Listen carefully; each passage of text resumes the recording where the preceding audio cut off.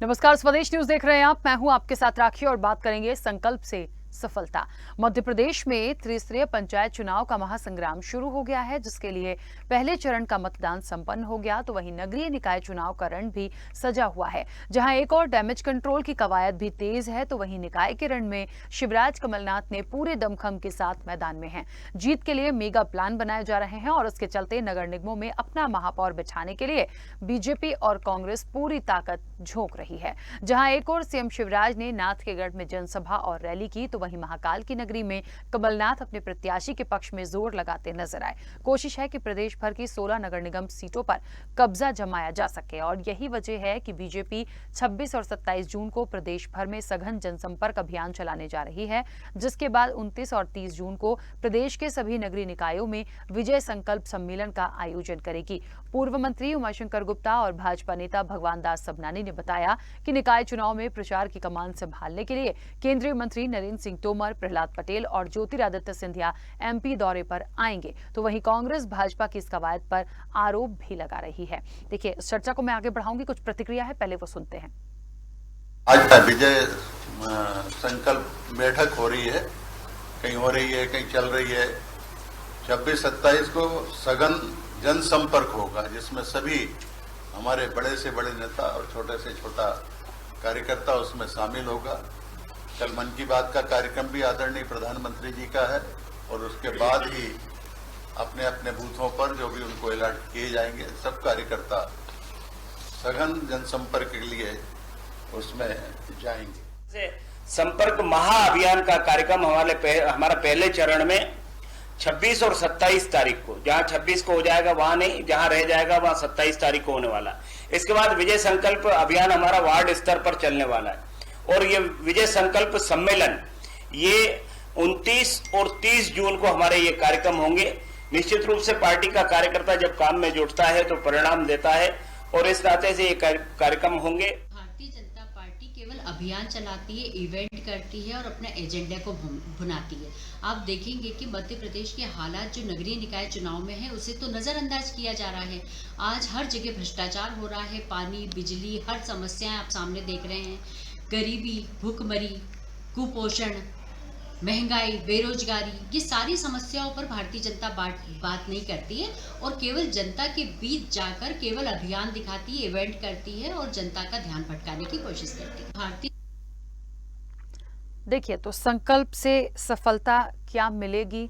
जिस तरह से सीएम शिवराज की बात करें, कमलनाथ की बात करें, पूरा जोर लगा रहे हैं और निश्चित तौर पर देखिए ये इस वक्त की जरूरत भी है, क्योंकि एक तो लंबे समय बाद चुनाव का होना, बहुत सारी चीजें उतार चढ़ाव की देखी गई हैं और देखिए बहुत प्रभाव होगा। कह सकते हैं कि क्षेत्र से जुड़े स्थानीय मुद्दे होते हैं, लेकिन बहुत सारी चीजों का समावेश है। बहुत सारे ऐसे मुद्दे हैं जिस पर बहुत गंभीरता के साथ जनता भी सोच रही है, समझ रही है और जो दिग्गज हैं वो भी सोच समझ रहे हैं। तो उन्हें लग रहा है कि कैसे भी बस जीतना है, कैसे भी करके जनता का एक विश्वास जो है वो जीतना है। अब ये सब जनता जनार्दन के ऊपर है कि वो किसे जीत का सेहरा पहनाएगी। लेकिन इन सबके साथ एक और महत्वपूर्ण बात है कि भारतीय जनता पार्टी की यदि बात की जाए तो कई मेगा प्लान बनाए हैं। जनसंपर्क अभियान चलाने की बात है, उसके बाद विजय संकल्प अभियान की बात है। तो बहुत सारी चीजें ऐसी हैं जो एक अभियान के थ्रू चलेंगी, जिसमें बहुत सारी चीजों को वो इंक्लूड करेंगे। और कांग्रेस की बात करें तो कांग्रेस भी पूरे दमखम के साथ है।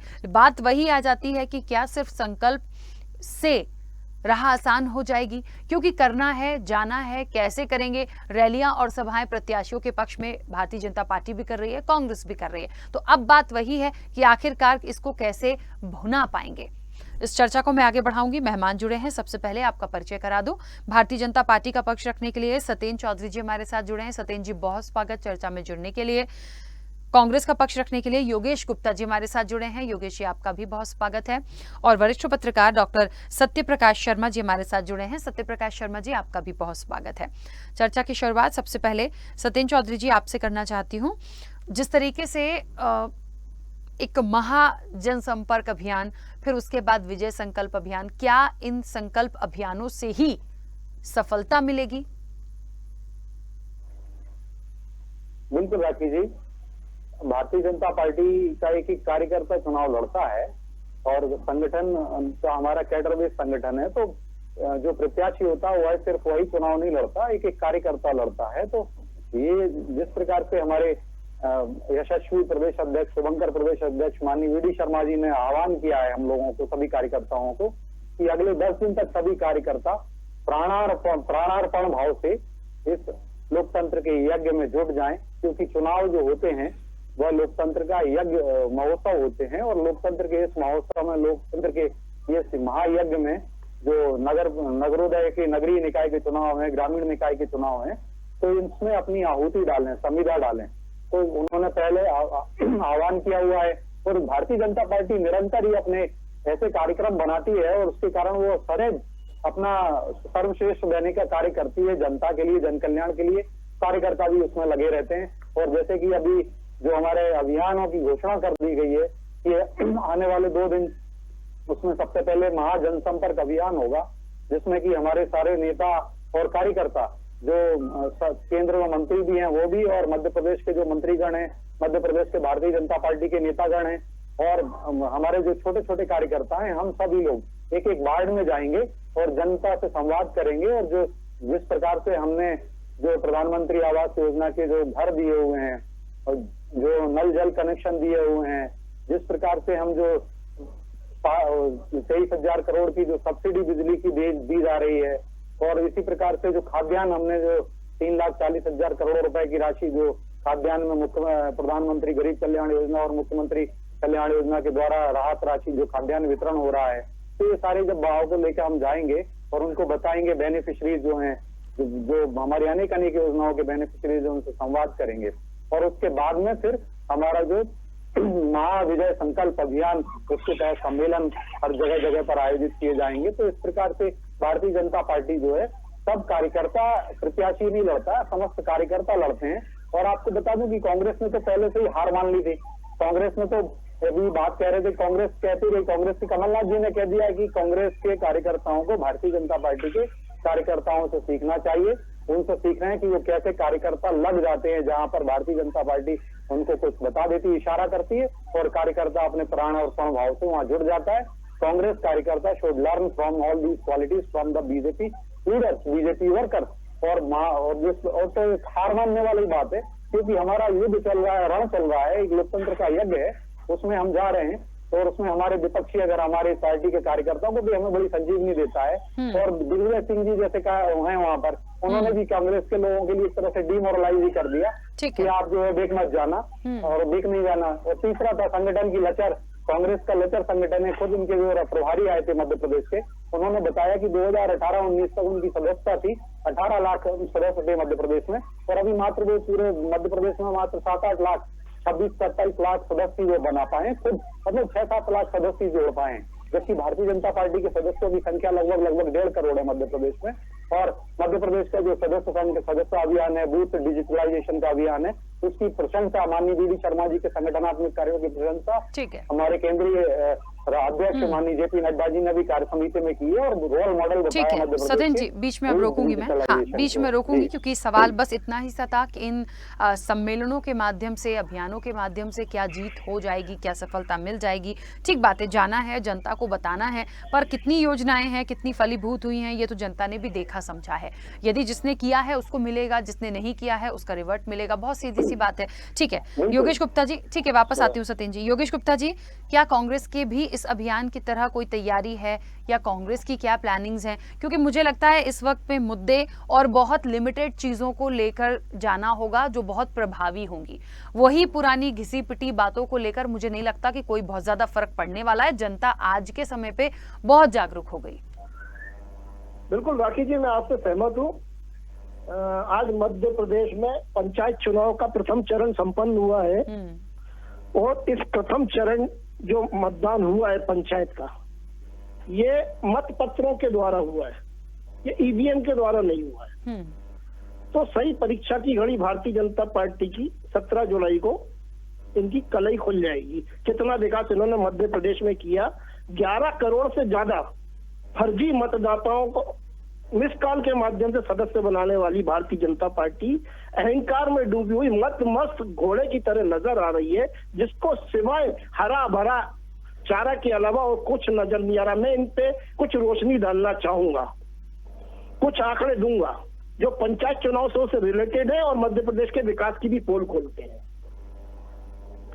देखिए राखी जी, मध्य प्रदेश में पिछले 17 साल के मामा शिवराज के कुशासन के बाद पेयजल योजना 33,000 से ज्यादा हैंडपंप इनके सूखे पड़े हैं और लगभग 2,000 गांवों की आबादी प्यासी है। 2021 गांवों में अंधेरा व्याप्त है 17 साल के मामा शिवराज के कुशासन के बावजूद। 2200 गांवों में सड़क ही नहीं है। तो ये इनकी योजनाएं हैं जो धरातल पर औंधे मुंह नजर आ रही है। प्रमुख समाचार पत्र जो है मध्य प्रदेश का, उसमें आज की खबर है।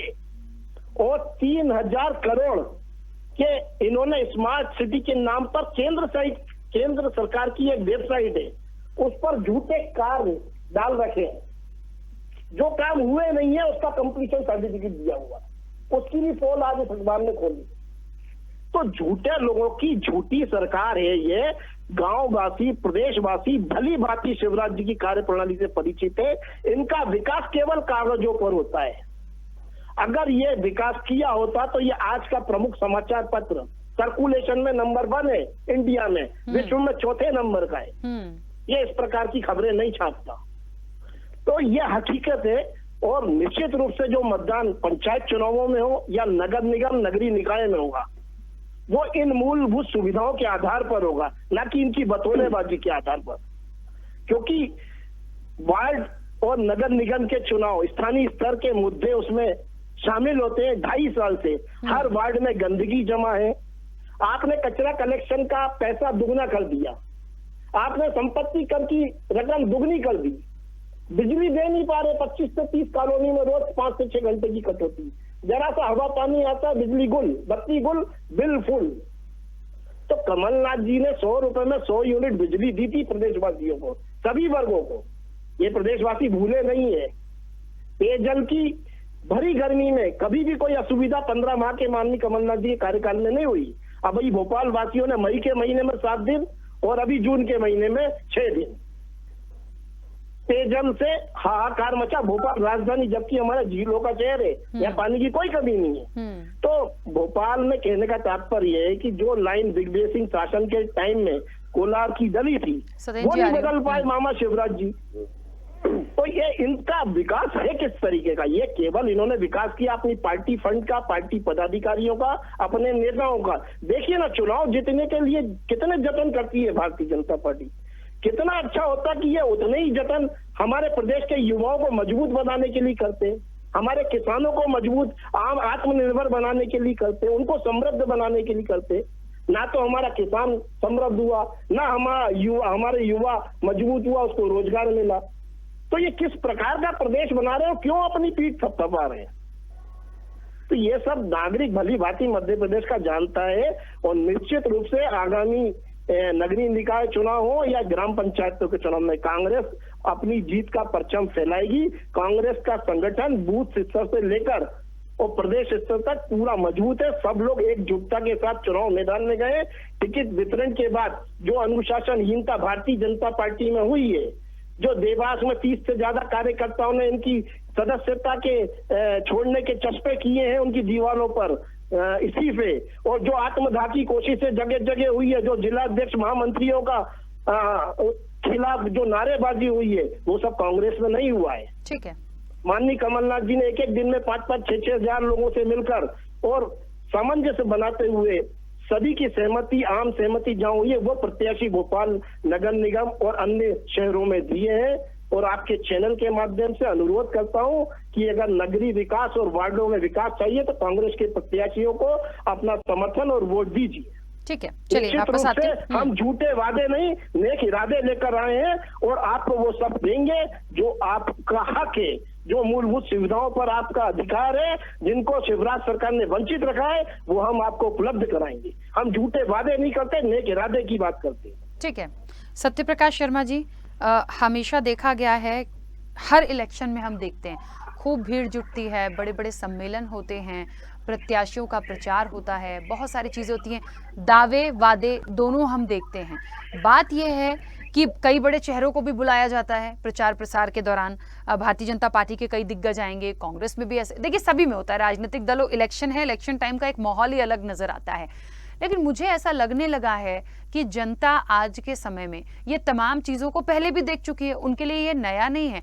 आज आप कोई ऐसा चेहरा लाएंगे और कह देंगे कि ये बहुत फेमस हैं, बहुत वरिष्ठ हैं, बहुत दिग्गज हैं, इनकी बात पर विश्वास हो जाए। तो मुझे लगता है बात पर विश्वास तब होगा जब उनको धरातल पे कुछ चीज़ें अच्छे से दिखी होंगी कि हाँ इन्होंने ये किया, इन्होंने ये किया, या इन्होंने कहा तो इन्होंने सही कहा। मैं हमेशा एक बात कहती हूँ, आप 10 चीजें लाइए, 10 में से 5 की हैं तो 5 दिखाइए कि ये 5 सक्सेस हैं, और 5 किसी कारणवश हम नहीं कर पाए, थोड़ा कर पाए हैं, मौका मिलेगा तो करेंगे। स्थितियां बहुत ऊपर नीचे थी बहुत लंबे समय बाद, पर ऐसा नहीं होता। हर बार क्या होता है, 10 में से 5 का काम होता है और कहा क्या जाता है, हमने 10 कर दिया, हमने 10 कर दिया। अरे तो कब तक, कब तक?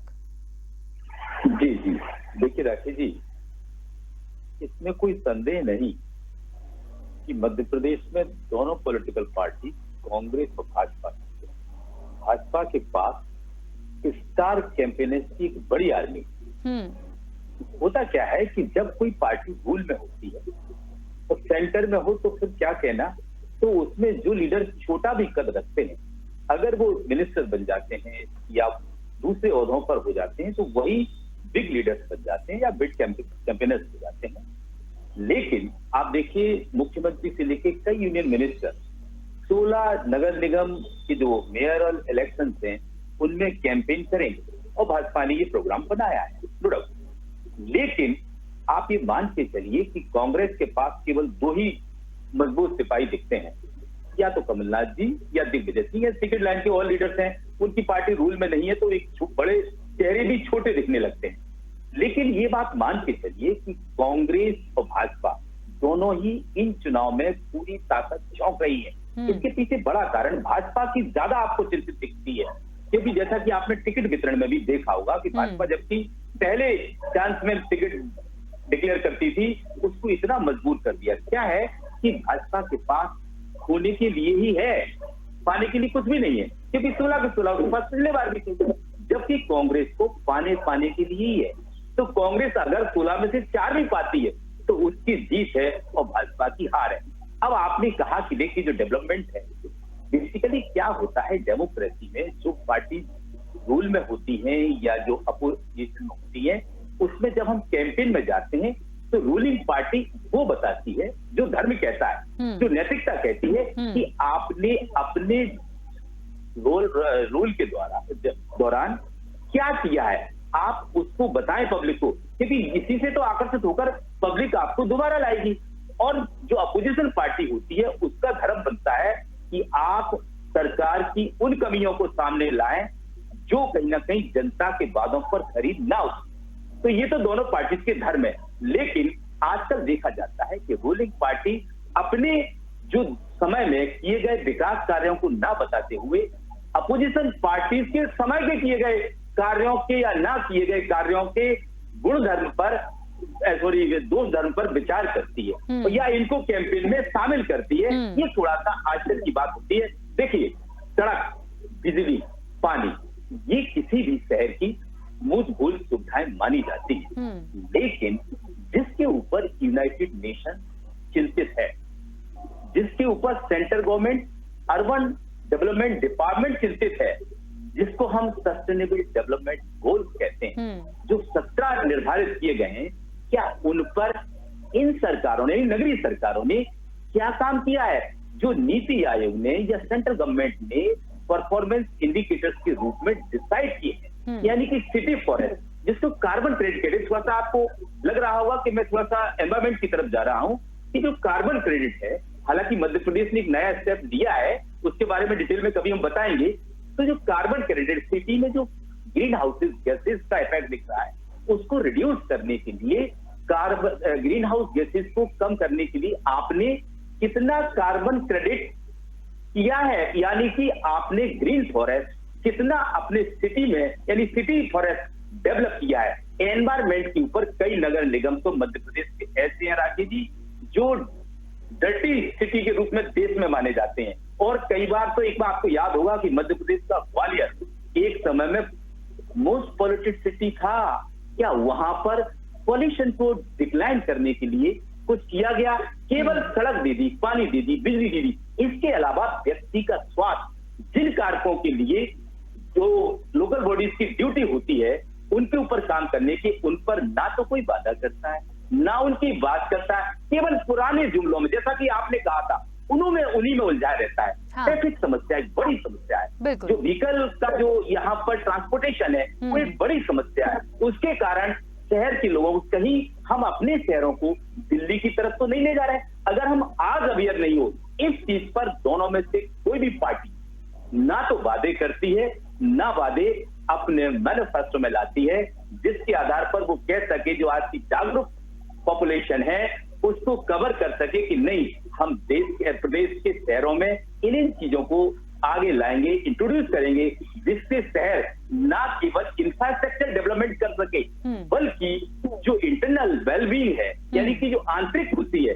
उसके ऊपर भी लोगों का जीवन हो सके। स्मार्ट सिटी की जो कंसेप्ट है तो कहीं ना कहीं दोनों को पैरेलली, इंफ्रास्ट्रक्चर डेवलपमेंट साथ ही जो आंतरिक डेवलपमेंट है, इंटरनल वेलबींग है, इंटरनल डेवलपमेंट है, उन दोनों को फोकस करते हुए लाई गई थी। लेकिन आज उनका इम्प्लीमेंटेशन कहीं ना कहीं स्मार्ट नहीं हो पाया है। बिल्कुल ठीक है। सत्येंद्र जी कुछ कह रहे थे, बोलिए। देखिए राकेश जी, मैं बता दूं कि ये बहुत अच्छी बात की हमारे आदरणीय वरिष्ठ पत्रकार हैं, और मुझे तो ऐसा लगता है कि बहुत अच्छे विद्वान और विशारद, उन्होंने बहुत अच्छी बातें कही, और मुझे ऐसा लगता है उन सारी बातों पे भारतीय जनता पार्टी खरी उतरी है। और जैसा उन्होंने कहा कि रणनीति के मामले में भारतीय जनता पार्टी ने इस बार टिकट वितरण में थोड़ा सा पीछे रहे, तो ये वो अच्छा पहलू उन्होंने बताया, लेकिन ऐसा नहीं, ये रणनीति का विषय होता है। आप देखिए, जब लोकसभा का चुनाव था और माननीय दिग्विजय सिंह जी इतने परिष्कृत योद्धा हैं राजनीति के क्षेत्र में, 2 बार मध्य प्रदेश के 10 साल तक मुख्यमंत्री रहे, राज्यसभा के सांसद हैं, उसके वो भी बहुत पहले उनको उतार दिया था कांग्रेस ने लोकसभा में, लेकिन 3,60,000 वोटों से ज्यादा मतों से उनको मुंह की खानी पड़ी थी, जो कांग्रेस को बहुत प्रचंड मतलब बड़ी ऐसा धूल चटाई थी जनता ने आज जो वोटों के माध्यम से। तो ऐसा नहीं है, ये रणनीति का एक विषय होता है। और दूसरी बात तो मैं बता दूं, भारतीय जनता पार्टी ने बहुत अच्छे प्रत्याशी दिए, कांग्रेस के पास तो टोटा ही था, क्योंकि उनको अपने विधायक वगैरह उतारने पड़ गए। और वही बात है कि प्रत्याशी नहीं थे, जो मैं कह रहा था, संगठन में मात्र 6-7 लाख नए सदस्य को जोड़ पाए। कई ऐसे विधानसभाएं हैं जहाँ पर वो एक सदस्य भी नहीं जोड़ पाए थे नए, खुद उनके प्रभारी राष्ट्रीय जो प्रदेश प्रभारी है उन्होंने बताया था। इसी प्रकार से आप देखिए, जल की बात की थी, जैसे हमारे मित्र योगेश जी ने, बड़ा अच्छा। लेकिन मध्य प्रदेश में आप जो बात करें नगरीय निकाय की, तो आप और मध्य प्रदेश के अंदर जल के कार्य में जो अभूतपूर्व कार्य किए हैं वो भारतीय जनता पार्टी ने किए हैं। और माननीय आप देखिए 1965 के पहले जो मोहनपुरा डैम है ना जल का, मोहनपुरा डैम राजगढ़ में आता है, जिससे राजगढ़ को पानी मिलता है और काफी सारी जगह पे उससे सिंचित हो रहा है। तो माननीय नेहरू जी जब हमारे प्रधानमंत्री थे तब उसकी शिलान्यास, उसको शुभारंभ किया गया था, उसको प्रारंभ किया गया था उस कार्य को। लेकिन कांग्रेस इतनी लचर रही, वो जिसका सौभाग्य हमको 2017-18 में माननीय मोदी जी ने उस प्रोजेक्ट को लिया और वो जलाशय मोहनपुरा डैम तब जाकर के बना। सोचिए 60 साल के करीब उसमें समय लग गया। तो ये कांग्रेस का इस तरीके से विकास होता था। जल के लिए जो आज 2-4 दिन की समस्या आई, जो आज सोचिए नर्मदा जल आज मध्य प्रदेश में भोपाल के अंदर आया और अन्य शहरों में नर्मदा के जल आया है, तो माँ नर्मदा का आशीर्वाद हमको यही मिल रहा है। माँ नर्मदा के उसमें हम डुबकी लगाते हैं हर शहर के अंदर, हर छोटी जो योजनाएं हैं नगर परिषद की योजनाओं तक में, ग्रामीण नल जल योजनाओं में तक माँ नर्मदा का आशीर्वाद हमें मिल रहा है। सत्येंद्र जी बीच में रोक रही हूँ क्योंकि समय की सीमा है। योगेश जी अपनी बात रख लें जल्दी से। योगेश जी थोड़ा जल्दी से। मैं बता दूं एक बात कि अब इटली के अंदर जल की समस्या है, तो हमारे कांग्रेसी मित्र तो ये भी कह सकते हैं कि इटली आज उनका नानी का घर है, राहुल जी का, और माननीय अरे सत्येंद्र जी, यहाँ निकाय चुनाव में स्थानीय मुद्दों की समस्याएं हल नहीं हो रही, आप इटली की जल समस्या लेके आ गए। ठीक है, कोई भी कह सकते हैं कि मोदी जी के कारण। अरे प्लीज मतलब इटली की जल समस्या तो अभी यहाँ मुझे लग रहा है कोई भी नहीं बता पाएगा, पता नहीं। और मुझे तो लगता है इटली में कोई जल समस्या नहीं। सत्येंद्र जी प्लीज बहुत बड़ा विषयांतर हो गया। मतलब जनता यहाँ उनको पानी मिल जाए, आप इटली की समस्या डिस्कस कर रहे हैं। योगेश जी जल्दी से बोलिएगा। देखिए राखी जी, वो कहते हैं ना, भैंस पूरी काली और गाय से कहे तेरी पूछ काली। ठीक यही आज भारतीय जनता पार्टी का है। 70-80 से ज्यादा डेम बनाने वाली कांग्रेस पार्टी के ऊपर उस समय में देखिएगा शौचालय बनाने वाले लोग और नवीन से आदमी के साथ डिबेट में इसलिए नहीं बैठता हूं कि बीच में बोलता है। पार्टी ने बहुत मैं अच्छा इस कार्य आदमी किया के है। साथ देखिए, समय की सीमा है, प्लीज थोड़े से समय में मैंने समय दिया बोलने के बीच लिए। में बोलता है, अपनी बारी हो जाने के बाद ये इसका रिकॉर्ड रुकता नहीं है। इसका देखिए डिबेट की एक मर्यादा होती है। अच्छा ठीक है, देखिए मुझे क्लोज करना पड़ेगा प्लीज। एक मर्यादा होती है, उस मर्यादा के अनुरूप आपका आचरण नहीं ठीक है, एक एक करके बात रख रहे थे, ये कैसे बात हो रही है, प्लीज। देखिए डिबेट की मर्यादा के अनुरूप आप सत्येन जी। सत्येन जी आपका आचरण है नहीं डिबेट की मर्यादा के अनुरूप, आप बदतमीजी करते हैं, आप बदतमीजी करते हैं। मुंह की खानी पड़ रही है। देखिए मुंह की तो आप खाएंगे 18 जुलाई को। 18 जुलाई को जब नतीजे आएंगे ना तो जनता का वोट तमाचा आपके गाल पे पड़ेगा। ठीक है, चलिए ठीक है, मैं बीच में रोक रही हूँ, मुझे बीच में रोकना होगा। देखिए समय की सीमा है। आप सभी का बहुत शुक्रिया इस चर्चा में जुड़ने के लिए।